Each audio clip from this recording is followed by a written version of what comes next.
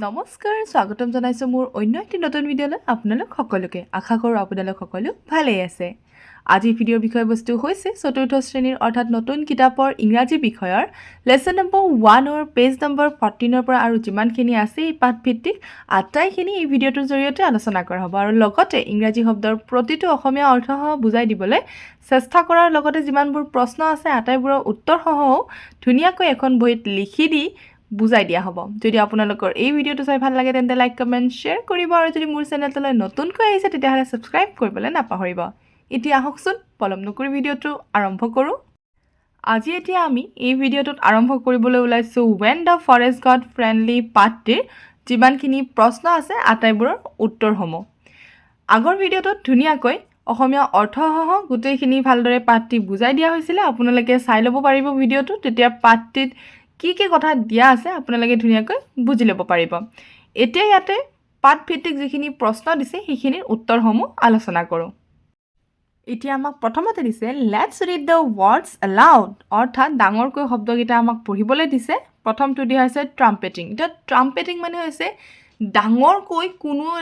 এটা কথা বা কোনো এটা শব্দ উচ্চাৰণ কৰাটোকে আমি কি বুলি কওঁ ট্ৰাম্পেটিং বুলি কওঁ ঠিক আছে হেয়া আমি যে কেতিয়াবা গৌৰৱ হৈ পেলাই বহুত ডাঙৰকৈ চিঞৰিব ধৰিলোঁ বা কি ভাল কাম কৰিলে এনেকুৱা ধৰণৰ যেতিয়া আমি কথাবোৰ গৌৰৱেৰেও চিঞৰিবলৈ ধৰোঁ সেই যিটো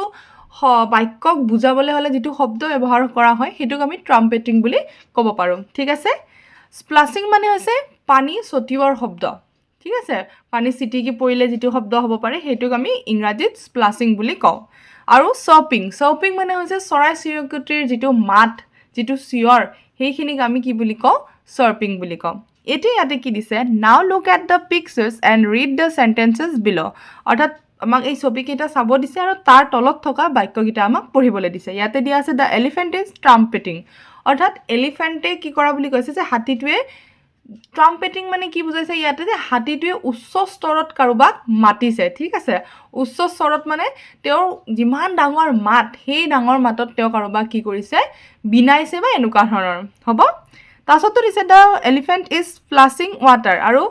এইটো কি কৈছে যে হাতীটোৱে কি কৰিছে পানী ছটিয়াই আছে ঠিক আছে আৰু ইয়াতে দিছে দ্য বাৰ্ড ইজ চপিং অৰ্থাৎ চৰাইটোৱে কি কৰি আছে চিঞৰি আছে হ'ব এনেকুৱা ধৰণৰ ক্ষেত্ৰত মানে এই শব্দকেইটা ব্যৱহাৰ কৰি দেখাই দিছে যে আমি এই ধৰণতো কি কৰিব পাৰোঁ এই শব্দকেইটাৰ প্ৰয়োগ কৰিব পাৰোঁ এতিয়া কথা হৈছে আমাক যদি পৰীক্ষাৰ ক্ষেত্ৰত এনেকুৱা ধৰণৰ বাক্য ৰচনা দিয়ে যে ট্ৰাম্পেটিং হওক স্প্লাছিং হওক চপিং হওক তেতিয়াহ'লে আমি এইকেইটা বাক্যও কিন্তু তাত লিখিব পাৰিম এতিয়া আমাক যিখিনি পাঠভিত্তিক এক্টিভিটিজ দিছে সেইখিনিৰ কুৱেশ্যনসমূহলৈ চাইছোঁ প্ৰথম প্ৰশ্নটো আমাক দিয়া আছে আনসাৰ দ্য ফলোইং কুৱেশ্যনছ অৰ্থাৎ তলত দিয়া প্ৰশ্নসমূহৰ আমাক উত্তৰ দিব দিছে এইটো দিছে ৱেৰ ডিড গলু লিভ অৰ্থাৎ গলুৱে ক'ত বাস কৰিছিল সেইটো সুধিছে আৰু এই প্ৰশ্নটো কোনখিনি জেগাৰ পৰা লৈছে সেইখিনি দেখুৱাৰ আগতে মই বহিৰ পৰা কিন্তু উত্তৰটো এবাৰ দেখুৱাবলৈ চেষ্টা কৰিছোঁ যে ইয়াৰে উত্তৰটো কি হ'ব তো ইয়াৰে উত্তৰটো হ'ব Golu lived in a large green forest অৰ্থাৎ গলুৱে ক'ত বাস কৰিছিল যে গলুৱে এখন প্ৰকাণ্ড শক্তিশালী গছ য'ত আছিলে তেনেকুৱা ধৰণৰ এখন সেউজীয়া অৰণ্যত গলিয়ে কি কৰিছিলে বাস কৰিছিলে ঠিক আছে আৰু এই প্ৰশ্নটো লোৱা হৈছে কোনটো লাইনৰ পৰা সেইটো দেখুৱাবলৈ চেষ্টা কৰিছোঁ ইয়াতে ধুনীয়াকৈ দিয়া আছে Golu a baby elephant live with his mother in a large green forest অৰ্থাৎ এই লাইনটোৰ পৰাই প্ৰশ্নটো লোৱা হৈছে আৰু এই লাইনটোতে আমি উত্তৰটো পাই গৈছোঁ হ'ব ইয়াৰ পৰাই মই ধুনীয়াকৈ লিখি লৈছোঁ এতিয়া আমাক বি প্ৰশ্নটো দিছে what did Golu do with the other young animals অৰ্থাৎ গলুৱে তাত থকা বেলেগ সৰু সৰু যিবিলাক জন্তু আছিলে সেইবোৰৰ লগত কি কৰিছিলে সেইটো সুধিছে ইয়াৰ উত্তৰটো ধুনীয়াকৈ কিতাপত দিয়াই আছে এবাৰ মই কিতাপৰ পৰাই দেখুৱাবলৈ চেষ্টা কৰিছোঁ তাৰপিছত মই এইবাৰ বহিৰ উত্তৰটো দেখুৱাম এতিয়া ইয়াতে উত্তৰটো ধুনীয়াকৈ দিয়াই আছে কেৱল ইয়াতে অকণমান কথা আকাৰে দিয়া আছে সেইটো মই ধুনীয়াকৈ বনাই মেলি বহিত লিখি ৰাখিছোঁ এনেকুৱা ধৰণৰ দিয়া আছে ইয়াতে যে Golu often use to visit the valley to play with the other young animals he along with the other young ones roamed around the forest in search of juicy and tasty fruits অৰ্থাৎ ইয়াতে দিয়া আছে যে কি গলুৱে প্ৰায়ে কি কৰে তাত থকা জন্তুসমূহৰ লগত খেলিবলৈ যায় আৰু লগতে তাত ঘূৰি ফুৰি ৰখাল আৰু টেষ্টি ফ্ৰুট অৰ্থাৎ ফল বিচাৰি ফুৰে এনেধৰণে ইয়াতে লিখা আছে এতিয়া আমি সেইখিনি কথা কেনেধৰণে লিখিব লাগিব মই ইয়াতে ধুনীয়াকৈ লিখি ৰাখিছোঁ তাৰ পৰাই দেখুৱাবলৈ চেষ্টা কৰিম সকলোৱে এনেধৰণে উত্তৰটো লিখিবলৈ চেষ্টা কৰিলে হ'ল উত্তৰটো হ'ব Golu use to play with the other young animals and roamed around the forest with them in search of juicy and tasty fruits ঠিক আছে এই ধৰণে উত্তৰটো লিখিবলৈ চেষ্টা কৰিলে হ'ল প্ৰথম উত্তৰটো আছিলে এইটো Golu lived in a large green forest second উত্তৰটো হৈছে এইটো যে Golu use to play with the other young animals and roamed around the forest with them in search of juicy and tasty fruits okay এতিয়া আমাক সিটো দিছে হু টল গলু টু বি কেয়াৰফুল কোনে গলুক সাৱধানে থাকিবা বুলি কৈছিলে এই প্যাৰাগ্ৰাফটো ধুনীয়াকৈ দিয়াই আছে যে but don't go too far and be careful said Swarnaraj অৰ্থাৎ স্বৰ্ণৰাজে গলুক কৈছিলে যে সাৱধান হবা যেহেতু কি বেছি দূৰলৈকে গ'লে কি হ'ব পাৰে গলু অকলশৰীয়া হ'ব পাৰে হয় নে সেইকাৰণে গলুক সাৱধান হ'ব দিছিলে আৰু এই উত্তৰটো এনেধৰণে লিখিব লাগিব যে স্বৰ্ণৰাজ told গলু টু বি কেয়াৰফুল অৰ্থাৎ স্বৰ্ণৰাজে কৈছিল গলু তুমি সাৱধান হবা এই ধৰণত কোনে কৈছিলে স্বৰ্ণৰাজে কৈছিলে ঠিক আছে তাৰপিছত আমাক দিটো দিছে why was গলু frightened অৰ্থাৎ গলুই কিয় ভয় খাইছিলে সেইটো সুধিছে এই দফাটো ধুনীয়াকৈ দিয়া আছে যে suddenly he realized that he had gone too far from home frightened he looked around আৰু যেতিয়াই তেওঁ গম পাইছিলে যে কি হ'ল গলুৱে বহুত দূৰলৈকে আহি গ'ল ঘৰৰ পৰা তেতিয়াই তেওঁ কি খাইছিলে ভয় খাইছিলে উত্তৰটো এনেধৰণে লিখিলে হ'ল গলু was frightened because he had gone too far and got lost অৰ্থাৎ গলু এই কাৰণে ভয় খাইছিলে কাৰণ তেওঁ ঘৰৰ পৰা বহুত আঁতৰত আহিছিলে আৰু লগতে তেওঁ হেৰাই গৈছিলে তাৰপিছত ইটো দিছে how did the villagers help Golu villagers অৰ্থাৎ গাঁৱৰখিনি যিখিনি মানুহ আছিলে গাঁৱৰ মানুহখিনিয়ে গলুক কেনেকৈ সহায় কৰিছিল সেইটো সুধিছে তো ইয়াতো ধুনীয়াকৈ দিয়া আছে some villagers heard him calling out for help don't worry said one man we will help you they brought him water sweet bananas and many more things তো এইটো দফাটো আছে আৰু এটা লাষ্টৰ দফাটো আছে দেখাই দিছো এইটোত আছে এই লাইনটোত আছে the kind villager then guided Golu back to the forest তো আমি ইখিনিৰ পৰাই বনাই লিখিব লাগিব আৰু মই উত্তৰটো ধুনীয়াকৈ লিখি ৰাখিছো একেবাৰে হোলাকৈ লিখি ৰাখিছো the villagers gave Golu water sweet bananas and many more things and then guided him back to the forest অৰ্থাৎ গলুক খাবলৈ দিছিলে পানী দিছিলে মিঠা কল দিছিলে আৰু বহুত কিবা কিবি বস্তু দিছিলে আৰু তাৰ পিছত গলুক কি কৰিলে তেওঁলোকে আদেশ দি পেলাই একেবাৰে তেওঁৰ যি ঘৰ য'ত ঘৰ আছিলে লাইক মানে কি অৰণ্যখন আছিলে সেই অৰণ্যখনলৈকে তেওঁলোকে মানে গলুক থৈ আহিছিলে এনেকুৱা ধৰণৰ সহায়ৰ কাম কোনে কৰিছিলে গাঁৱৰ মানুহখিনিয়ে কৰিছিলে তো এতিয়া মই 1 নম্বৰৰ পৰা আকৌ এবাৰ প্ৰশ্ন আৰু উত্তৰখিনি কৈ গৈছো যে where did Golu live answer Golu lived in a lush green forest okay question number B what did Golu do with the other young animals answer is Golu used to play with the other young animals and roamed around the forest with them in search of juicy and tasty fruits C2 who told Golu to be careful answer Swarnaraj told Golu to be careful D why was Golu frightened answer Golu was frightened because he had gone too far and got lost question E how did the villagers help Golu answer the villager gave Golu water sweet bananas and many more things and then guided him back to the forest এতিয়া আমাক 2 number দিছে say true or false অৰ্থাৎ true মানে হৈছে সঁচা আৰু false মানে হৈছে মিছা ক'বলৈ দিছে এইটো দিছে গলু love to explore the forest every day গলুৱে সদায় বা প্ৰত্যেক দিনাই কি ভাল পাইছিলে গোটেই অৰণ্যখন ঘূৰি চাকি চাই পেলাই ভাল পাইছিলে অৰ্থাৎ ক'ত কি আছে নাছে এইবিলাক চাই পেলাই ভাল পাইছিলে তো এইটো শুদ্ধ নে অশুদ্ধ তো এইটো হ'ব true অৰ্থাৎ সঁচা The flock of swans guided Golu back to the forest অৰ্থাৎ যি হাঁহৰ জাক আছিলে তেওঁলোকে গলুক ফৰেষ্টলৈ বা অৰণ্যলৈ যাবলৈ সহায় কৰিছিলে এইটো কৈছে এইটো ফলছ হ'ব কাৰণ কোনে কৰিছিলে গাঁৱৰ মানুহখিনিয়ে কৰিছিলে হয়নে তাৰপিছত সিটো দিছে গলু was glad to find his mother গলুৱে যেতিয়া মাকক বিচাৰি পাইছিলে তেতিয়া সুখী অনুভৱ কৰিছিলে এইটো true হ'ব গলু called out for his mother loudly অৰ্থাৎ গলুৱে জোৰেৰে মাকক চিঞৰি আছিলে এইটো true হ'ব তো ইয়াৰে তিনিটা true বাকি এইটো false ওকে অৰ্থাৎ মিছা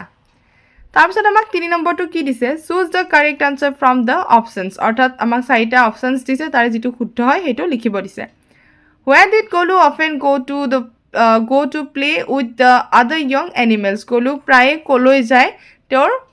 এই যিবিলাক আগৰ সৰু সৰু জন্তু আছিলে সেইবোৰৰ লগত খেলিবলৈ তো ইয়াৰে উত্তৰটো হ'ব দা ভেলি তাৰপিছত বিটো দিছে We will help you.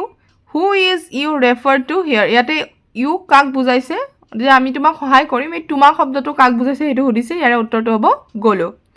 Which of the following means a large area of land that is thickly covered with trees? এটো কাক কোৱা হ'ব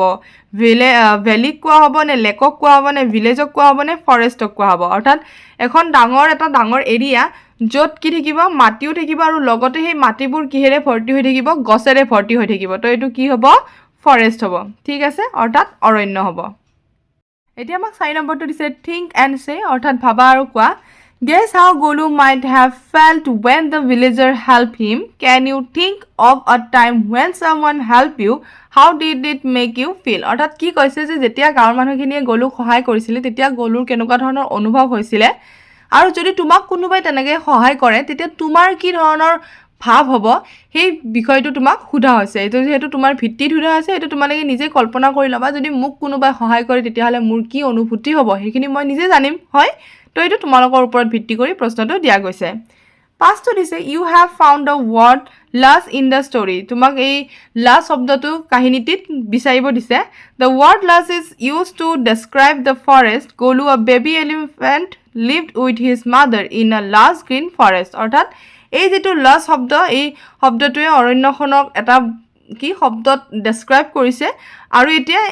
এই লাইনটোৰ পৰা এই শব্দটো লোৱা হৈছে আৰু এতিয়া কি কৈছে Now find 3 other words from the story which say more about the forest. Write down the words. অৰ্থাৎ কি কৈছে আৰু এনেকুৱা কি শব্দ আছে কাহিনীটোত তাৰ পৰা বিচাৰি উলিয়াব দিছে তো প্ৰথমে আমি গ্ৰীনটো উলিয়াই লৈছো সেউজীয়া বিগটো উলাইছো ডাঙৰ হয় অৰণ্য এখন কি হয় ডাঙৰ হয় বাকি লাষ্টটো তাতে আছিল আৰু ডাৰ্কটো উলিয়াইছো ডাৰ্কটো নিজে উলিয়া হৈছে কাৰণ ইয়াতে ডাৰ্ক শব্দটো নাই জানিবা তো ডাৰ্ক মানে হৈছে কি হয় ডাৰ্ক মানে হৈছে আন্ধাৰ অৰণ্যবোৰ কি হৈ থাকে আন্ধাৰ হৈ থাকে হয়নে বাকি 6 নম্বৰটো মই কৰিব লগিয়া তেনেকুৱা একো নাই কোৱেশ্চন আনসাৰ্স থাকিলে বাৰু মই সহায় কৰি দিব পাৰো তেতিয়া ছাত্ৰ ছাত্ৰীসকলৰ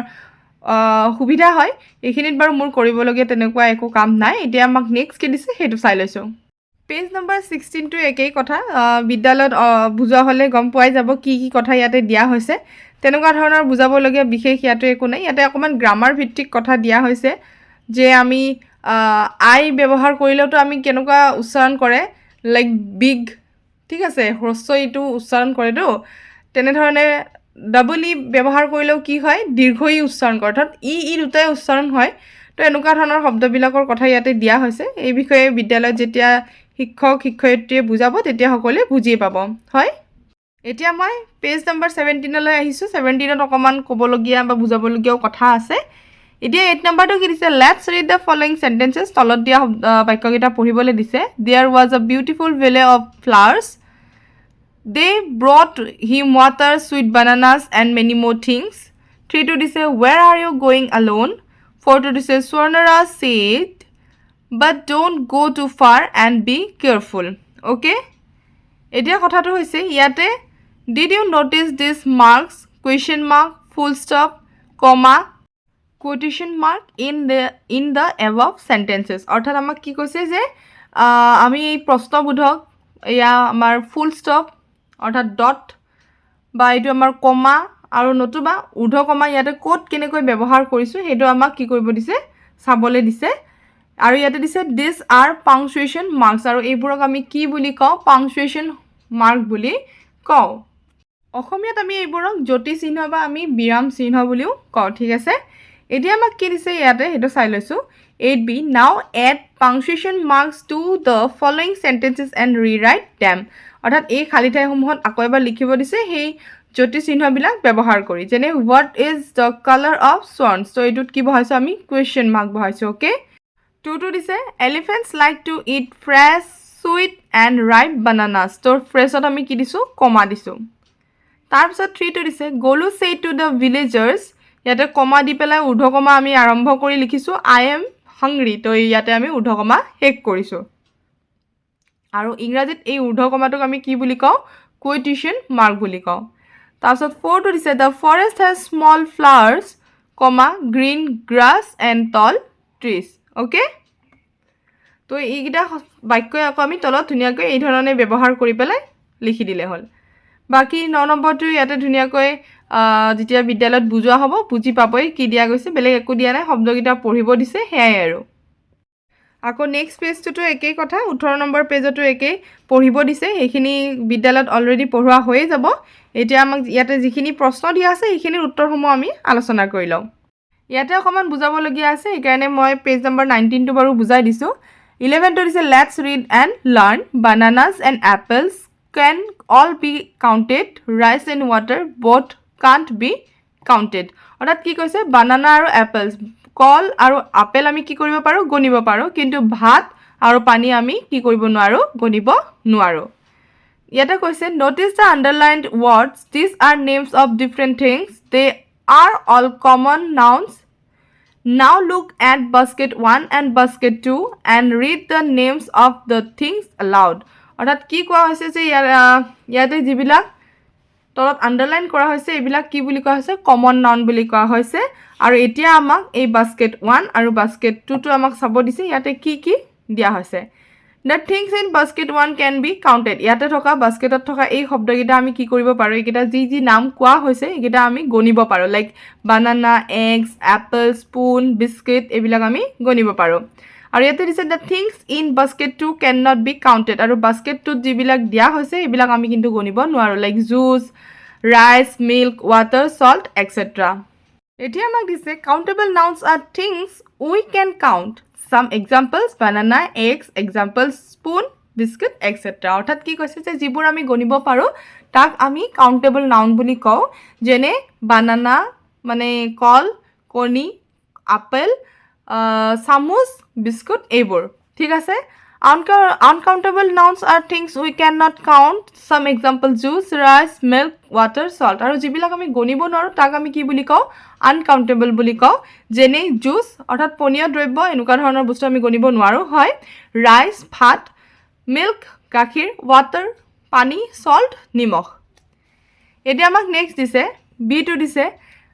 Now circle the countable nouns and underline the uncountable nouns in the box below. অৰ্থাৎ ইয়াৰে পৰা আমাক যিকেইটা কাউণ্টেবল অৰ্থাৎ গণিব পৰা আনকাউণ্টেবল যিবিলাক আমি গণিব নোৱাৰোঁ সেইবোৰ কি কৰিব দিছে গণিব পৰাকেইটাক চাৰ্কল কৰিব দিছে আৰু গণিব নোৱাৰাকেইটাক আণ্ডাৰলাইন কৰিব দিছে ঠিক আছে তো মই ইয়াতে কৈ দিছোঁ কোনটো কি হ'ব এতিয়া আমাক অৰেঞ্জটো আমি কি কৰিব পাৰোঁ গণিব পাৰোঁ হয়নে তো এইটো আমি কি কৰিলোঁ চাৰ্কল বনাই দিলোঁ কাৰ্ড দৈ আমি গণিব নোৱাৰোঁ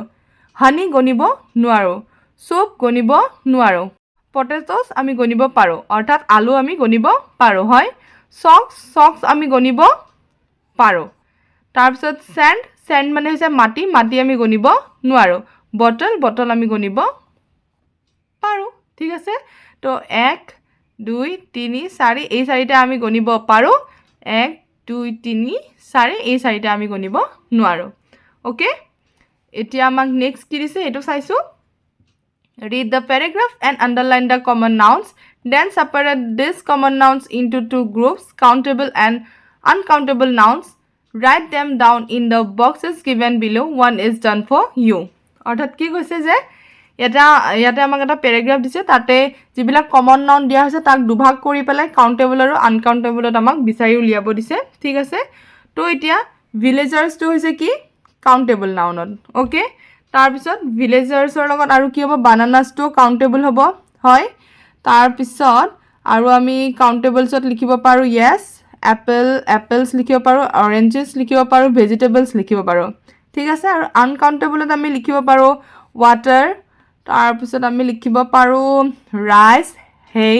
গ্ৰাছ এইকেইটা আমি ক'ত লিখিব পাৰোঁ আনকাউণ্টেবলত লিখিব পাৰোঁ হ'ব বুজি পোৱা গৈছে আনকাউণ্টেবল মানে গণিব নোৱাৰা আৰু কাউণ্টেবল মানে হৈছে গণিব পাৰা বাকি এতিয়া আমাক 12 নম্বৰত দিয়া হৈছে let's read and check how much we have understood the story when the forest got friendly match the information given in column A with the picture in column B অৰ্থাৎ আমি কিমানখিনি বুজি পালোঁ সেইটো সুধিছে আমাক এই লেচনটোত আৰু সেই হিচাপে আমাক এতিয়া মিলাব দিছে প্ৰথমটো আমাক দিয়া আছে গলু kept roaming around happily. Suddenly he realized he had gone too far from home. Frightened, he called out for his mother loudly. তো এইটো লগত মিলিব ঠিক আছে অৰ্থাৎ সেকেন্ড ফটোখনৰ লগত মিলিব তাৰপিছতো দিছে গলু a baby elephant lived with his mother in a lush green forest. One morning he asked his mother to allow him to explore the forest on his own. His mother allowed him but asked him to stay close. তো এইটো এই ছবিখনৰ লগত মিলিব অৰ্থাৎ 3 number ছবিখনৰ লগত মিলিব তাৰপিছতো দিছে some villager heard Golu. They gave him food and guided him back to the forest. Golu was happy to find his mother. তো এইটো মিলিব এই ছবিখনৰ লগত ঠিক আছে মিলালো প্ৰথম ছবিখন প্ৰথম যিখিনি লিখা আছে এইখিনি আমি সেকেন্ড ছবিখনৰ লগত মিলাইছো সেকেন্ড যিখন লিখা আছে এইখন আমি থাৰ্ড ছবিখনৰ লগত মিলাইছো আৰু থাৰ্ড যিখিনি লিখা আছে এইখন আমি প্ৰথম ছবিখনৰ লগত মিলাইছো এতিয়া আমাক কি দিছে হেইটো চাই লৈছো এতিয়া আমাক নেক্সট দিছে arrange the following information in the correct sequence, number them as 1 2 3 and write the numbers in the space provided. এতিয়া আমাৰ এই গুটে কিটা কোনটো নম্বৰত কোনখিনি কথা মিলিব হেইটো আমাক লিখিব দিছে তো প্ৰথম নম্বৰত মিলিব এইটো গলু a baby elephant live with অৰ্থাৎ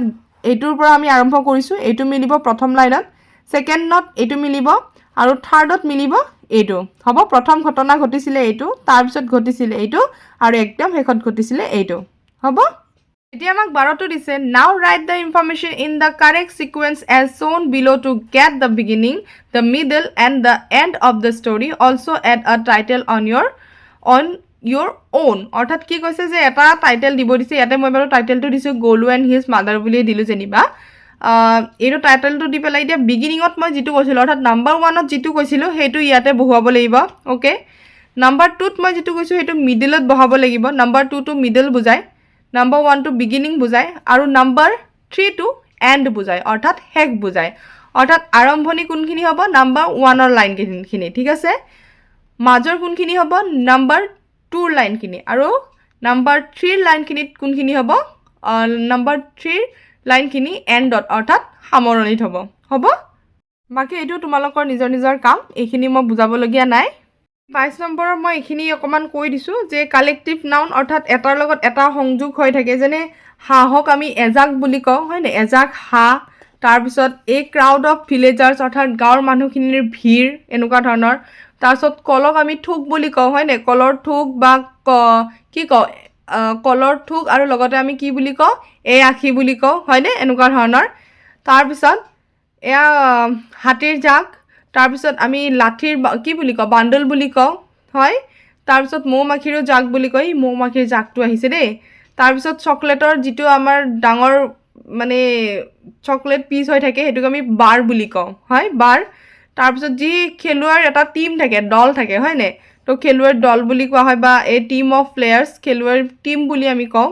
তাৰ পিছত লগতে এ পাইল অফ বুকস অৰ্থাৎ কিতাপৰ দম বুলি কওঁ হয়নে কিতাপৰ দম বহিৰ দমটো কিতাপৰ দমখিনি ইয়াতে আছে অমুক এনেকুৱা ধৰণৰ আমি শব্দ যিবিলাক ব্যৱহাৰ কৰো এবোৰক আমি কালেক্টিভ নাউন বুলি কওঁ ইয়াতে বিশেষ তেনেকুৱা ধৰণৰ প্ৰশ্ন উত্তৰ নাই বা বুজাব লগাও তেনেকে নাই মই এইখিনি কথা জাস্ট অলপমান বুজাই দিলো যে কি হয়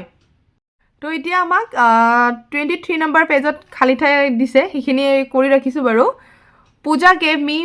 a box of chocolate yesterday অৰ্থাৎ কালেক্টিভ নাউন ব্যৱহাৰ কৰি পেলাই খালি ঠাইখিনি পূৰ কৰিব দিছে তো ইয়াতে বক্স লিখা হৈছে a pack of wolves howled at the moon তো ইয়াতে পেক লিখা হৈছে a swarm of bees has made a hive in the house তো ইয়াতে swarm লিখা হৈছে আৰু a flock of swans were swimming in the pond ইয়াতে flock লিখা আছে ঠিক আছে বাকি একেই ধৰণৰ গলু ইয়াতে কি কৰা হৈছে ইয়াতে লিভ শব্দটোত ইডি লগাই দিয়াৰ লগে লগে কি হৈ গৈছে লিভড ইয়াতে ইডি লগাই দিয়াৰ লগে roamed ইয়াতে ইডি লগাই দিয়াৰ লগে loved ইয়াতে walkত ইডি লগাই দিয়াৰ লগে walked ইয়াতে কলত ইডি লগাই দিয়াৰ লগে কি হৈছে called এনেকুৱা ধৰণৰ শব্দ যে উচ্চাৰণ হৈছে হেতু বুজাইছে তো আমি তেনেকুৱা ধৰণে ইয়াতে ইডি লগাই দিলে কি হ'ব এটো আকৌ আমাক মানে কৰিব দিছে ঠিক আছে লাইক লিভত ডি লগাই দিয়াৰ লগে লিভড হৈছে roamত ইডি লগাই দিয়াৰ লগে roamed হৈছে lovত ডি লগাই দিয়াৰ লগে loved হৈছে walkত ইডি লগাই দিয়াৰ লগে walked হৈছে কলত ইডি লগোৱাৰ লগে called হৈছে অৰ্থাৎ লাভ আৰু লিভত আমি ডি লগাই দিছো মই তেতিয়া ইডি বুলি কৈছিলো অৰ্থাৎ ইটোতো আগতে থাকে লাভ আৰু লিভত ই থাকে জাষ্ট ডি লগোৱা হৈছিলে আৰু বাকীকেইটাত ই ডি লগোৱা হৈছে এনেধৰণে উচ্চাৰণ হৈছে তাৰপিছত বাকি ইয়াতে 14 নম্বৰটো দিছে fill in the blanks with the correct word to complete the following sentences to show what happened to Golu তো ইয়াতে হ'ব Golu played with the other animals in the forest Swarnara talked to Golu and warned him to be careful Golu walked into the forest alone the villager helped Golu find his way back home Golu's mother thanked the villager for their kindness তো ইয়াতে played তাৰপিছত talked warned walked helped thanked এইকেইটা বহাই দিলে হৈ গ'ল বাকি নেক্সটটো দিছে it's riddle time I am a bird that's not in the sky I swim in water yet stay dry I have a long neck with feathers so wide when I swim I look so bright তো এইটো উত্তৰটো হ'ব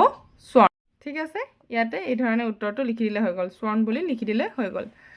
তো আমি অন্য এটা ভিডিঅ'ত what is pink এই কবিতাটো ধুনীয়াকৈ অসমীয়া অৰ্থ ডিসকাস কৰিম তো আজিৰ কাৰণে থ্যাংক ইউ ফৰ ওয়াচিং